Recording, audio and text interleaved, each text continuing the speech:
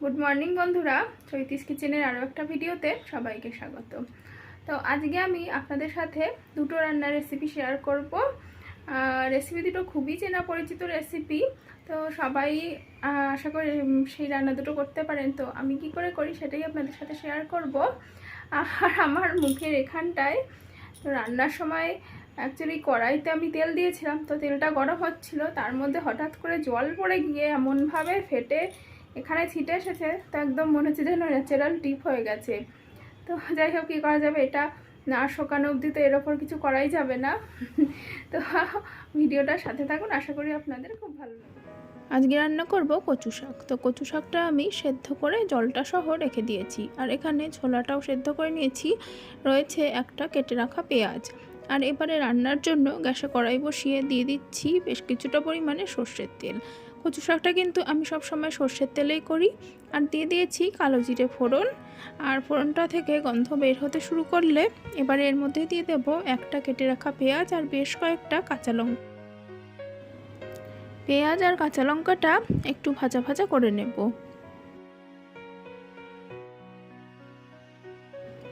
পেঁয়াজ আর কাঁচা লঙ্কাটা ভাজা ভাজা হয়ে যাবার পর এখন আমি এর মধ্যে সেদ্ধ করে রাখা কচু শাকটা দিয়ে দিচ্ছি। আর হ্যাঁ, কচু শাকটা কিন্তু আমি জলটা ফেলিনি, জলটা শুদ্ধই যেহেতু দিয়েছি সেই জন্য কিন্তু বেশ অনেকটাই জল রয়েছে। আর সেদ্ধ করার সময় আমি লবণ দিয়েছিলাম এতে, তাই জন্য এখন আর লবণটা দিলাম না, দিয়ে দিলাম অল্প একটু চিনি আর দিয়ে দিচ্ছি পরিমাণ মতন হলুদ। লবণটা যদি দরকার হয় তাহলে আমি পরে দেব, কারণ কচু শাক যেহেতু রান্না করতে করতে অনেকটাই শুকিয়ে অল্প হয়ে যাবে, তো সেই জন্য লবণটা এখন আর দিলাম না। এবার সমস্তটা ভালোভাবে মিশিয়ে আর এরপরের কাজটা হচ্ছে গ্যাসের আঁচটা মিডিয়ামে রেখে ঢেকে রেখে রান্না করা। তো এবার আমি এটা ঢেকে দেব।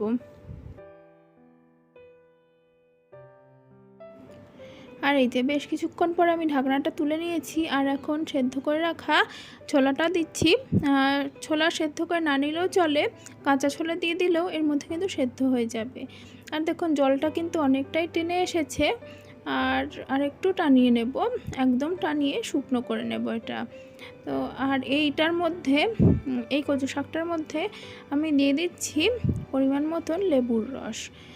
যদি গলা চুলকানোর ভয় থাকে তো সেক্ষেত্রে লেবুর রস ব্যবহার করা যেতে পারে, সেই জন্য আমি একটু লেবুর রস দিয়ে দিলাম, যেহেতু আমি কচু শাক সেদ্ধ করা জলটা কিন্তু ফেলিনি। আর এই যে দেখুন বেশ কিছুক্ষণ মিডিয়াম আঁচে রেখে নাড়াচাড়া করার পর এই যে শুকিয়ে এসেছে। আরও একটু নাড়িয়ে চাড়িয়ে তারপরে এটা আমি নামিয়ে নেব।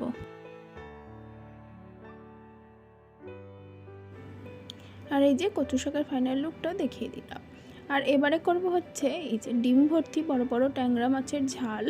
তো ট্যাংরা মাছটা ভালোভাবে ধুয়ে নিয়েছি, আর এখানে আলু কেটে নিয়েছি, মশলার জন্য নিয়েছি পাকা পাকা লঙ্কা, আদা, পেঁয়াজ আর একটা টমেটো। এগুলো মিক্সিতে আমি পেস্ট করে নেব। আর এবারে রান্নার জন্য প্রথমে মাছগুলোকে নুন, হলুদ আর একটু কাঁচা তেল মাখিয়ে নেব। কাঁচা তেল মাখানোর কারণটা হচ্ছে এই মাছে যেহেতু আঁশ নেই, সেই জন্য তেলের ওপরে দেওয়ার সাথে সাথেই কিন্তু ভীষণভাবে ফেটে ওঠে, আর ফেটে উঠে হাতে মুখে তেল লেগে গিয়ে একটা ভয় থেকে যায়। তো সেই জন্য আমি কাঁচা তেলটা মাখিয়ে নিলাম, তাহলে কিন্তু ফাটবে না। তো এই যে সমস্তটা ভালোভাবে মাখিয়ে নিচ্ছি। আর এবারে মাছগুলো ভেজে নেওয়ার জন্য গ্যাসে কড়াই বসিয়ে দিয়ে দিচ্ছি সর্ষের তেল। যে কোনো মাছই কিন্তু সর্ষের তেলে স্বাদটা বেশি ভালো হয়। আর এবারে মাছগুলো দিয়ে ভেজে নেব।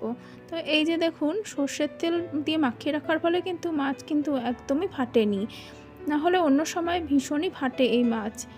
তো মাছগুলো এই যে ভালো করে লাল করে ভাজা হয়ে গেছে, আর এখন তুলে নিচ্ছি। আর বাকি যে মাছগুলো আছে সেগুলো ভেজে নিয়ে তারপর রান্নায় ফেরত আসছি। আর মাছগুলো ভেজে নেবার পর এখন ওই তেলেই ফোড়ন দিয়ে দিলাম কালো জিরে। কালো জিরেটা ফোড়ন দিয়ে দেবার পর এখন কেটে রাখা আলুগুলো দিয়ে দিচ্ছি, আর আলুগুলো দিয়ে ভালো করে ভেজে নেব।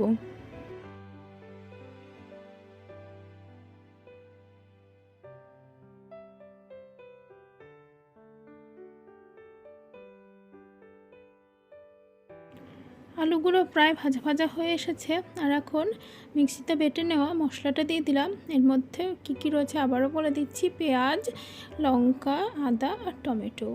এটা দিয়ে দেবার পর এখন দিয়ে দিচ্ছি পরিমাণ মতন হলুদ, আর দিয়ে দিলাম 1 চামচ মতন জিরে ধনের গুঁড়ো, আর দিয়ে দিচ্ছি পরিমাণ মতন লবণ।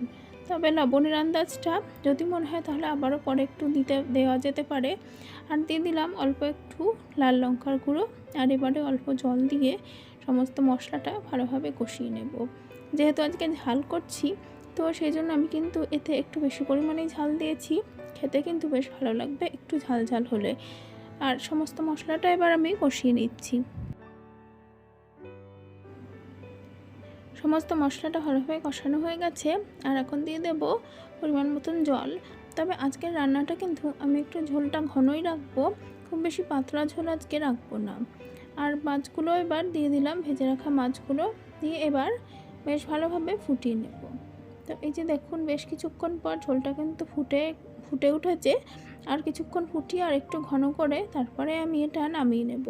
দুপুরবেলা গরম ভাতের সাথে খেতে কিন্তু দারুণ লাগবে এই রেসিপিটি।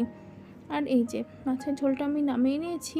এই হচ্ছে মাছের ঝোলের ফাইনাল লুকটা। আর বন্ধুরা, আজকের ভিডিওটা এখানেই শেষ করব। ভিডিওটা কেমন লাগলো সেটা অবশ্যই জানাবেন। ভিডিওটা যদি ভালো লেগে থাকে তাহলে অবশ্যই ভিডিওতে লাইক দেবেন, কমেন্ট করবেন।